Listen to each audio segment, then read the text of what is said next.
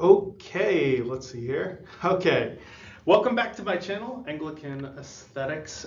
In this video, I want to put out a quick response to my friend Gavin Ortlund.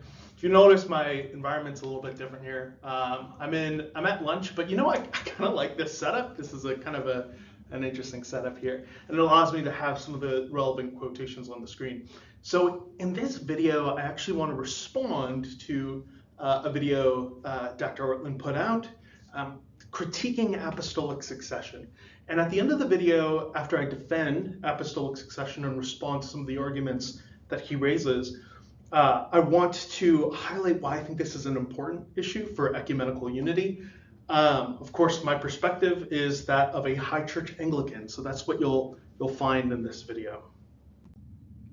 Okay, so just to summarize Gavin's argument, I'll link his video in the comments below. His argument is essentially that key text from Jerome, I believe letter 141, I think, and then there's another text he cited from one of Jerome's commentaries, mention the episcopate as a human development, that the episcopoi, the bishops, just were presbyters. They were interchangeable at one point, and that the bishop was of human institution. And it's used interchangeably in the New Testament as well. The terms bishop and presbyter you can find used interchangeably, I believe, in Titus, and potentially Acts, if I remember right, but I'm certain about Titus. And then Dr. Ortlund argues that Clement seems to use them interchangeably, and he cites several examples of this. And then he says that the office of bishop was a later development. There were several church fathers that taught this, and that the churches were initially organized by a council of presbyters. So that's his argument in Nous. Again, I'd encourage you to go watch his video. Okay, so I want to highlight points of agreement. Those defending apostolic succession and the necessity of the episcopate, I think they have to argue that Jerome is wrong. So in other words, there have been some that have tried to argue that Jerome wasn't really attacking the episcopate, or these sorts of readings of Jerome are just wrong. That is, Dr. Ortlund's absolutely right, that the scholarly consensus is that Jerome believed in a council of presbyters and thought that the bishopric was of human institution. That's absolutely true. So I'll need to argue against Jerome. And those defending apostolic succession and the antiquity of the bishopric, they do have to acknowledge that they're going against a sort of general stream in scholarship that sees the bishopric as a later development.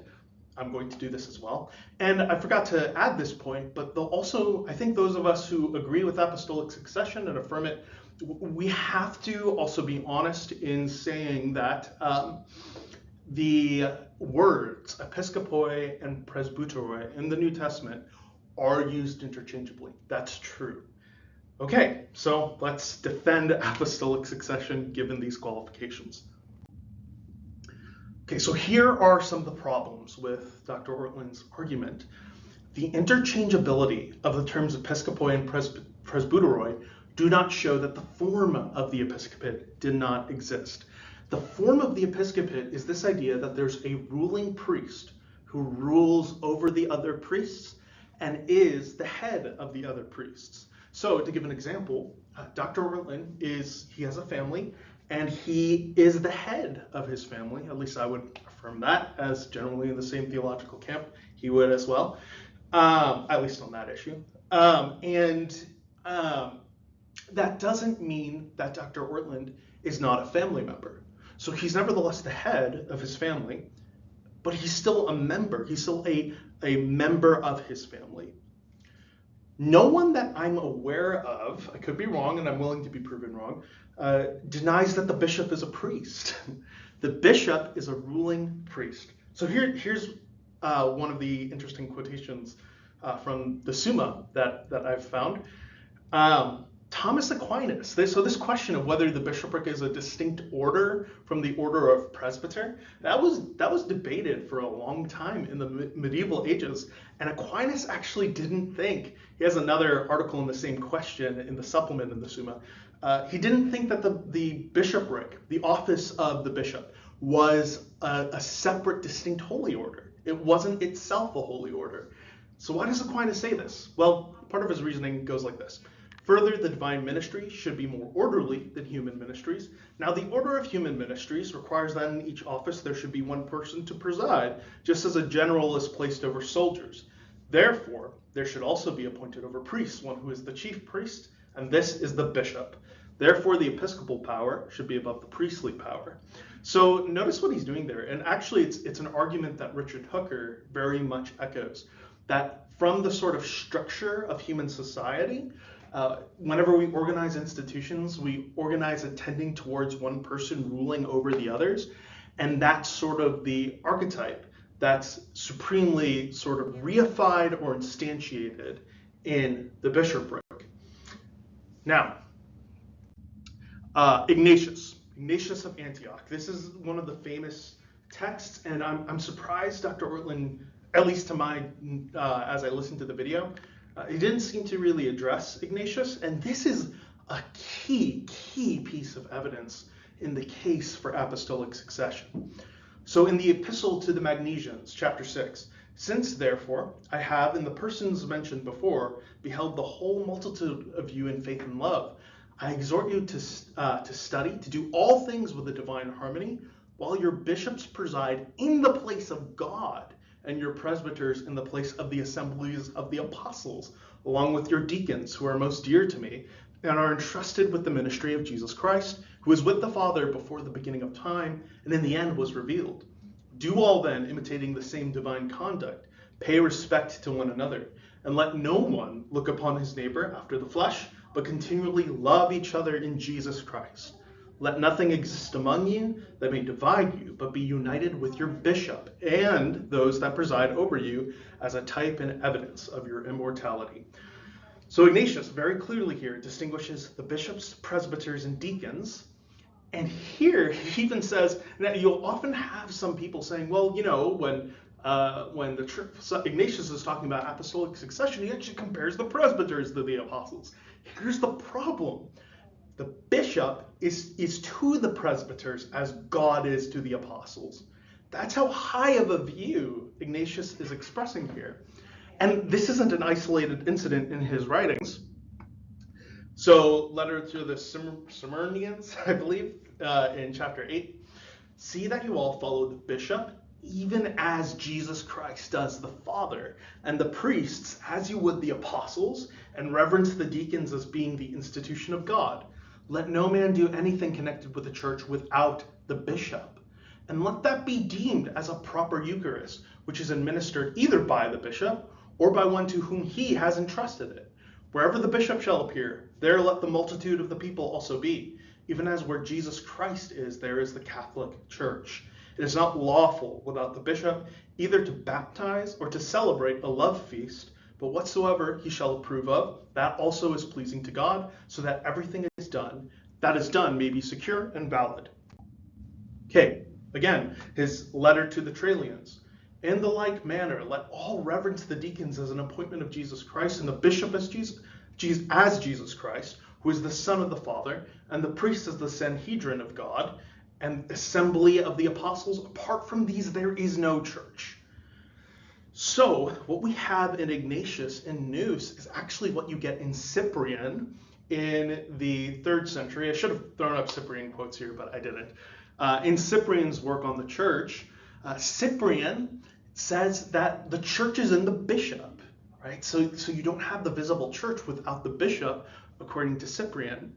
So you have Ignatius really early on. Remember, Ignatius is a disciple of John, and when he writes to Polycarp, there is no dispute. He's writing as though this threefold office of bishop, presbyter, and deacon is just assumed. There doesn't seem to be this dispute that he's addressing over the supremacy of the bishop. Okay, but here's the thing, and IRENAEUS also attests very early on to the apostolicity of the episcopate. So this is from Against Heresies, book 3, chapter 3, in section 2. Since, however, it would be very tedious in such a volume as this to reckon up the successions of all the churches, we do put to confusion all those who in whatever manner, whether by an evil self-pleasing, by vain glory, or by blindness and perverse opinion, assemble in unauthorized meetings. We do this, I say, by indicating that tradition derived from the apostles, a very great, the very ancient, and universally known church founded and organized at Rome by the two most glorious apostles, Peter and Paul, as also by pointing out the faith preached to men, which comes down to our time by means of the successions of bishops. For it is a matter of necessity that every church should agree with this church, the church in Rome, on account of its preeminent authority. We'll address that in a second, but the next section. The blessed apostles, then, having founded and built up the church, committed into the hands of Linus the office of the episcopate. Of this Linus, Paul makes mention in the epistle to Timothy. To him succeeded Anticletus. After him, in the third place from the apostles, Clement was allotted the bishopric. This man, as he had seen the blessed apostles, had been conversant with them, might be said to have the preaching of the apostles still echoing in his ears, and their tradition puts before his eyes. Neither was he alone in this, for there were many still remaining who had received instructions from the apostles in the time of Clement. So it goes on, and it's interesting. In the next the next section, actually in the same chapter, IRENAEUS says the same thing is true of Polycarp. Polycarp was instituted as a bishop by the apostles. And Eusebius also makes that claim as well in his church history, that the apostles appointed bishops in every place. So, why does this count as evidence against Jerome? Well, here's why. Jerome, writing in the 4th century, right, so sometime later on, is working his arguments primarily from sort of the data of the text. He's exegeting the text, and he notices that these two terms are used interchangeably. And so he sort of has to accommodate the historical data to make sense, to explain that phenomena. And he does it in a particular way by saying that the bishopric was a later addition to church history. But Ignatius and Irenaeus are way earlier. So Ignatius is sitting at the feet of John, and Irenaeus was at the feet of Polycarp, right? So Irenaeus knew Polycarp. So when he claims that Polycarp was instituted as a bishop by the apostles, he's getting this from Polycarp. So how do we account then for the fact that this datum that did lead Jerome to think that the episcopate and the presbyters were the same office? Well, here's what I want to argue. The form of the episcopate, remember, as I said earlier, is that of a ruling bishop or a ruling priest being appointed over the other priests. So on one level, Dr. Ortlund is right that in the early church, a region would be ruled by a council of presbyters. Fair enough. But the bishop, theologically, never ceases to be a presbyter. What we would argue, at least what I would argue, is that the structure of one ruling priest over the other priests, that was established by the apostles, and these words, episkopoi, presbyteroi, they were used interchangeably at first. They used to mean the same thing. But what was sort of convenient about those terms, because they did mean the same thing at first, is that you could actually appropriate one to pick out a presbyter among the other presbyters. So why is the term episkopoi and presbyteroi interchangeable? Well, in part because the bishop never ceases to be a priest, but in the other part, that terminology is what I would argue is developed by human tradition. The word episkopoi becomes used to pick out a presbyter and to establish that presbyter in his unique role. The use of that language is by custom, but the structure of one priest ruling over the other priests in a diocese, in a region, that was of antiquity. And this is another place I think Dr. Ortlund's arguments are at least slightly misleading to my mind. It's not the case that the bishop was sort of the equivalent of a senior pastor, because in a senior pastor model, right, you typically have one church or one mega church or one EFC or evangelical, non-denominational church. And you have a senior pastor with other elders shepherding a flock. That is not what went on in the early church. These churches early on met in houses and were regionally organized. So you might have in Rome like 4, 5, 6, or 7 house churches, each with a presbyter that sort of shepherds those meeting at the house churches. So the role of the ruling presbyter was to organize those other presbyters to provide shepherding wisdom to those other presbyters. The bishop is the pastor of the pastors. The role of the bishop was to pastor those other presbyters, or the ruling presbyter. Now, given my argument, right, I've argued that this was in fact established by the apostles, that what the apostles did according to tradition, and again, the reason I think we are on good grounds to cut against a lot of scholarship on this is because a lot of scholarship often just assumes someone like Ignatius was just making a power ploy. But I do think that the tenor of his life, the virtue of his life, as a Christian, we believe in the indwelling of the Spirit. The indwelling of the Spirit, which impelled his heart to give his life in martyrdom for Jesus, gives us good reason to trust him. I think IRENAEUS as well, his passion in contending for the faith, gives us a good reason to trust him. And again, IRENAEUS is a disciple of Polycarp. Ignatius writes to Polycarp, and in such a way that seems to assume the structure of bishops and priests and deacons. We have good reason to actually trust them. They're very early. At least that one presbyter was picked out to rule over the other presbyters, even if later 2 words which were initially synonymous, initially denoted the same group, were appropriated differently, such that the word episcopate or bishop could pick out one of the presbyters from the group to be a ruling presbyter and the head of the other presbyters. Okay, so why does this matter? Well, here's something I've been thinking actually for some time now. I think the goal of the Reformation is still ongoing. And why is that? Well, because Rome hasn't repented. So why is that interesting?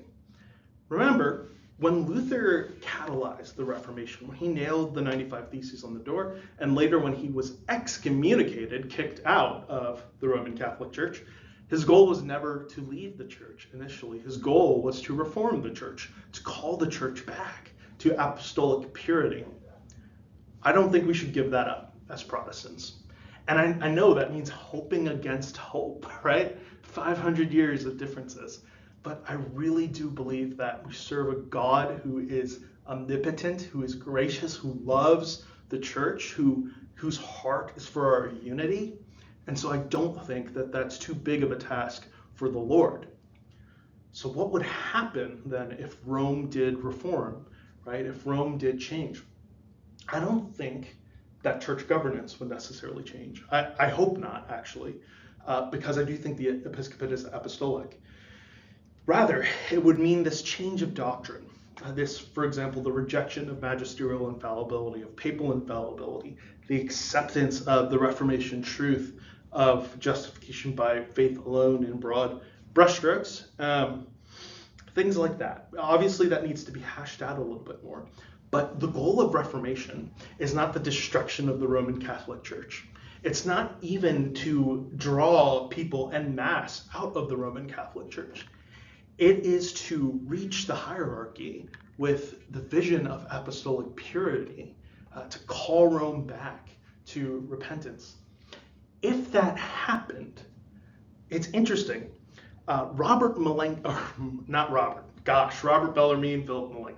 Philip Melanchthon, in his signature in the Augsburg Confession, he was willing to say, I would be willing to come under the authority of the Pope if the Pope acknowledged that his role wasn't divinely given. He argues was a sort of development of human tradition, the supremacy of the Bishop of Rome.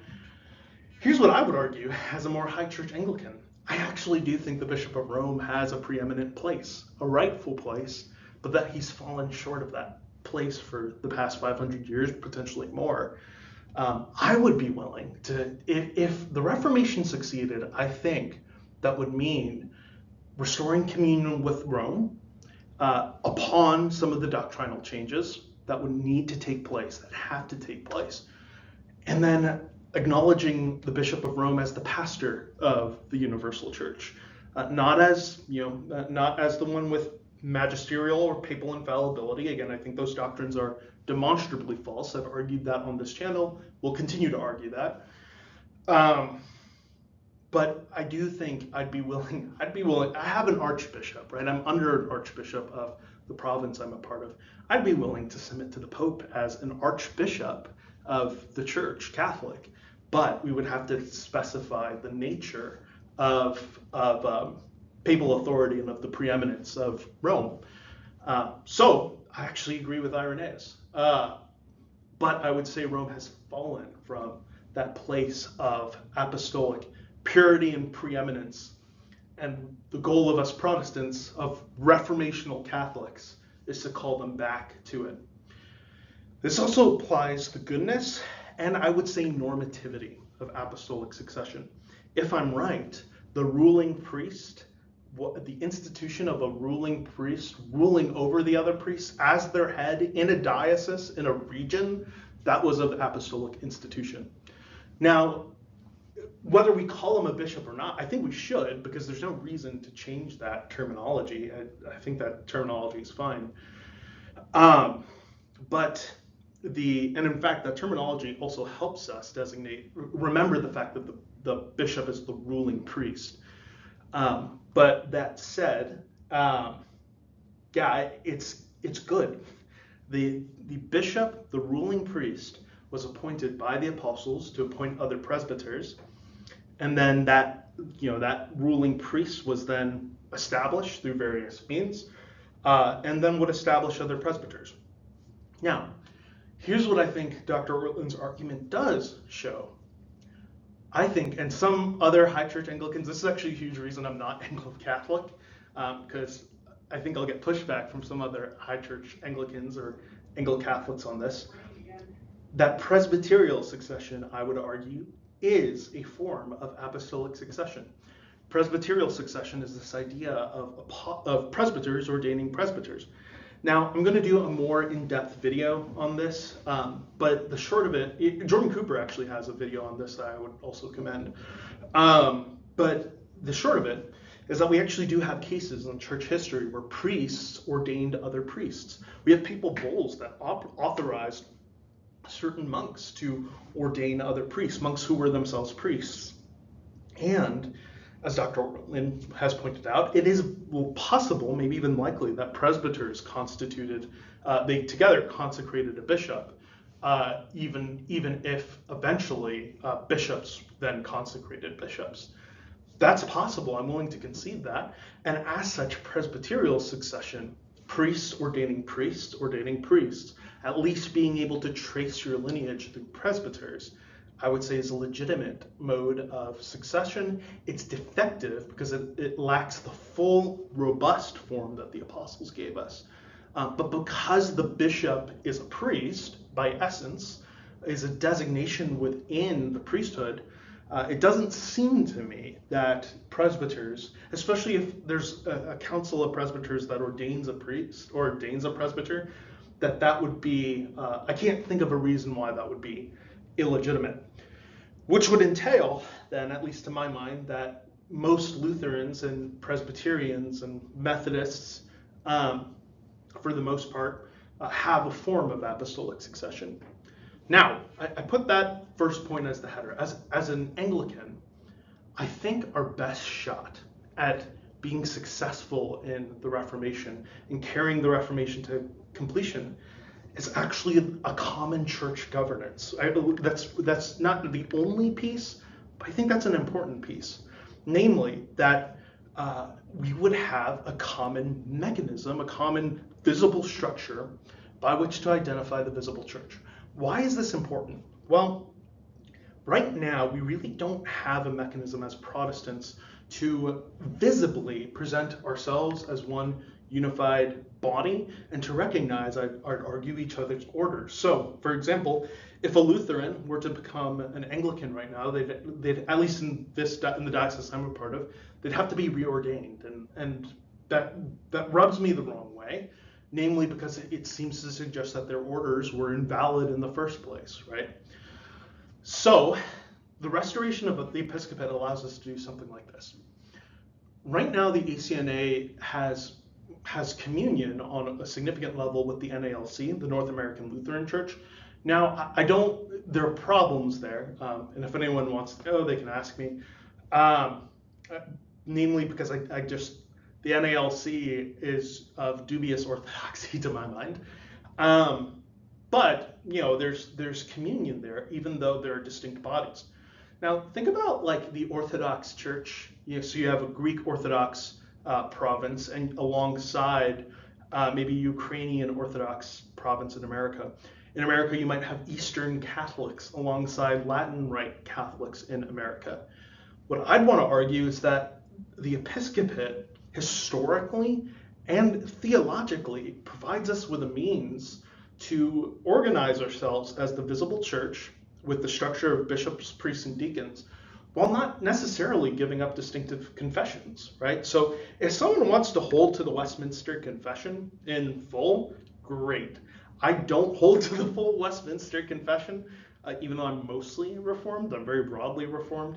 But there are certain parts I don't hold of what the Westminster Confession. Now, if we had a way of, by the structure of bishops, priests, and deacons, nevertheless being in full communion with each other, where we recognize each other's holy orders, then we'd have a stronger claim to unity and a stronger unified voice in calling Rome to repent.